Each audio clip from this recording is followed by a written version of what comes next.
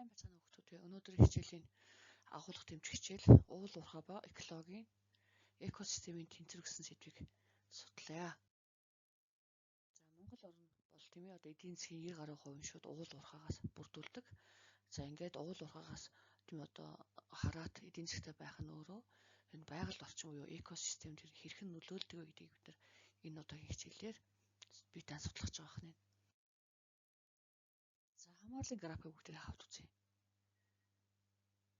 Байгалийн баялаг тийм ээ одоо олборлж байна гэдэг маань өөрөө нөөцийн хэмжээг тасралтгүй багасгахад нөлөөлж байгаа хүчин зүйл шалтгаан болно. Тэгвэл ингээд олборлолтын хэмжээ тийм ээ одоо ихсээд нөөцийн хэмжээ багасаад байгаа нь өөрөө эдийн засгийн тийм одоо өсөлтийг нэмэх төлөвлөлтөд нөлөөлж байгааг бид нар ингэхүү одоо урван хамаарлын графикаас харж байна. Ингээд нэг салбарын хит их өсөлт нь нөгөө салбарынхаа нөөц боломж тийм одоо шахууж байгаа нь өөрөө тодорхой хэмжээний аюултай гэдгийг бид нар энэ графикаас харж байгаа хэрнээ. За олборлолтын шууд сөрөг нөлөө нь өөрөө за усны хомсдол буюу бохирлыг үүсгэн, бэлчээрийн талхагдлыг бий болгоно, агаарын бохирдол за ингээд хөрсний эвдрэлийг тийм ээ тодорхой хэмжээгээр нэмэгдүүлдэг. За ингээд байгаль орчинд сөрөг талтай гэсэн энэ нь өөрөө эргээд нийгэм эдийн засгийн хувьд тийм ээ одоо давуу болон сул гэсэн тийм хоёр хүчин тийм одоо зүйлийг бол үүсгэх байх нэ. За ирээд нөлөө нь болохоор усын эдийн засаг тийм төсөв нэмэгдэж орлого мод тодорхой хэмжээгээр тийм одоо өсөлттэй гарна. За уул уурхайг дагсан шинэ ажлын байрууд тийм одоо нэмэгдэнэ. За уул уурхай тийм одоо дагсан дэд бүтцийн хөгжил буюу төмөр зам, цахилгаан станцууд нэмэгдэж байгаа. Давуу талуудыг үүсгэж байгаа ч гэсэн нөгөө талаараа энэ зөвхөн дангац уул уурхайгаас тийм одоо чиглэсэн энэ хамааралтай болж байгаа нь өөрөө гарлаанд өвчин гэж тооцогддог байна. За ашигт малтмлыг олборлоод байгаа нь өөрөө эргээд нэг уламжилт бэлчээртэй төсвөлсөн мал аж ахуй эрхлэх үйл явц буюу аж ахуй хэлбэр маяг маань алдагдаж байна. За цаашлаад баян хоосны ялгаа, нийгмийн зөрчлүүд үүсэх юм сөрөг дагуулууд бол үүсгэж байдаг. Экосистем маань үндсэн тийм ээ дөрвөн төлөв үйлчлэгийг бол үзүүлдэг. За эхнийх нь ханган нийлүүлэх үйлчилгээ. За тэгэхээр хөрсөн дээр одоо хөрс гэдэг маань өөрөө одоо хөдөөж үйлдвэрлэл явуулахад хамгийн гол тийм одоо нөлөө болдог байгалийн одоо тогтолцоо байгаа юм. Тэгэхээр бид нар ашигт малтмлыг олборлохын тулд яалч хөрсний тийм одоо өнгийн хэсгийг хуулаад за тэгээд доошоо бид нар газрын тийм одоо энэ чулуулгыг бол бид нар олборлож үүнээс бид нар ашигт малтмлыг бол тийм одоо авч ашигладаг. За ингээд хөрсийг их хэмжээгээр тийм одоо ингэж хуулж тийм одоо ингэж эвдэлж сүйтгэх нь өөрөө бэлчээр хомсдох нөхцөлийг бүрдүүлдэг. За цаашлаад гадаргын усны нөөцийг тийм одоо бууруулах. За цаашлаад гадаргын усыг тийм одоо ингээд ашигт малтмлыг уурхаад ашигласнаар ус өөрөө бохирдох зэрэг юм нөхцөл болцоог бол хүргэдэг. Ингэхээр одоо олон тооны тийм одоо булаг, шанд, гол горих тийм одоо устж үгүй болох. За дээр нь ширгэх юм нөхцөл болцоог бол үүсгдэг байна. За хоёрдугаарт нь зохицуулах үйлчилгээний доголдолыг үүсгэх нь тэгэхээр нэг байгаль өөрийгөө тийм тодорхой хэмжээгээр нөхөн төлжүүлэх ийм ухаалаг ийм смарт тогтолцоотой. Тэгвэл хүний үйл ажиллагааны улмаас энэ байгалийн одоо энэ тийм доголдол үйл ажиллагаа маань өөрөө маш хэмжээгээр явагддаг учраас байгаль өөрийгөө тийм одоо нөхөн сэргийх боломж маань тэр хэмжээгээр алдагдана гэсэн үг. Энэ нь тийм нэг цөлжилт үүсгэх төвнийг хурцсах гол хүчин зүйл болж өгнө. За тэгээд нэг усны тийм одоо хомсдол гэдэг зүйл одоо үүсгэхэд хамгийн гол нөлөөг бол үзүүлдэг байна. За тэгэхээр хөрс гэдэг маань өөрөө тийм амьд болон амьгүй гэдэг хоёр бишийн хүчин зүйлсийн үр дүнд үүсдэг юм маш ухаалаг юм байгалийн тогтолцоо байдаг.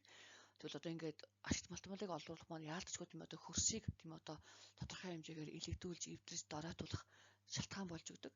За хөрс маань өөрөө тэр одоо байгалийн экологийн хувьд тийм одоо дэмжих үйлчлэгээний хамгийн дэв суур гол ойлголт чухал хүчин зүйл болдог. Тэгэхээр ингээд хөрс өөрөө ингээд ашигт малтмлын олборлолтой холбоотойгоор их хэмжээгээр тийм одоо ингэж цөлжиж дороотож байгаа нь өөрөө эргээд хөрсний үхэл гэдэг зүйл бий цөлжилт нэмэгдэх шалтгаан болно гэсэн үг. Цөлдсөн хөрс гэдэг маань өөрөө ямар ч тийм ургамал урах нөхцөл болцоо байхгүй, хит хуурай болсон амьтан амьдрах нөхцөлгүй одоо ийм одоо өхмөл газар маань өөрөө бий болоод байна гэсэн үг байна.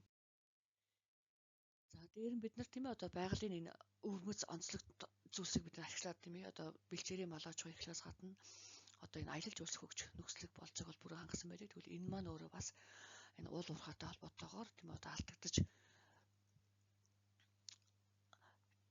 одоо байгаль өөрийнхөө одоо тэр өвөрмөц онцлог байдлаа тийм ээ одоо ингэж дахин сэргээх одоо нөхцөл болцоо маань багасж байна гэсэн нэг юм сөрөг давхрыг бол үүсгдэг байна.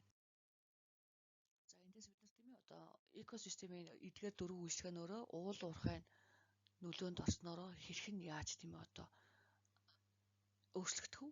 Энэ нь цаашлаад одоо хүмүүсийн эрхэлж байгаа аж ахуй болон амьдрал болоод нийгэм эдийн засагт яаж нөлөөлөх боломжтой вэ гэдгийг бид нар энэ хүслэгтэн дээрээс харж байгаа хэрнээ.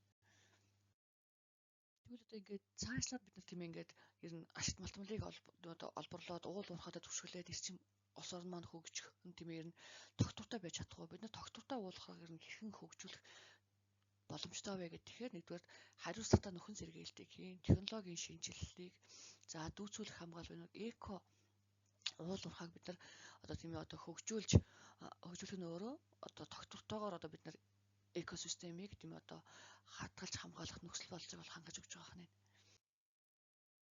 Тэгэхээр хариуцлагатай нөхөн сэргээлт гэдэг маань өөрөө олборлт хийсний дараагаар газрын гадрууг тийм ээ одоо зориултын дагуу тийм ээ одоо тэгшлэх за дээр нь энэ хөрсийг буцаан тийм ээ одоо нөхөн сэргээлт хийх, биологийн нөхөн сэргээлт хийх хамгийн чухал байдаг байна. За дараагийнх нь болохоор бид нар нэг уламжлалт тийм ээ шинэлэг технологиудыг ашиглах нь уул уурхайнд одоо гарч байгаа бүтээгдэхүүнийг тийм ээ одоо бүтээгдэхүүний олборлолт болоод эргээд эдийн экологид үзүүлж байгаа тийм одоо нэг цөрөг нөлөөлөлийг бол багасгахаараа бол давуу талтай байгаа тийм.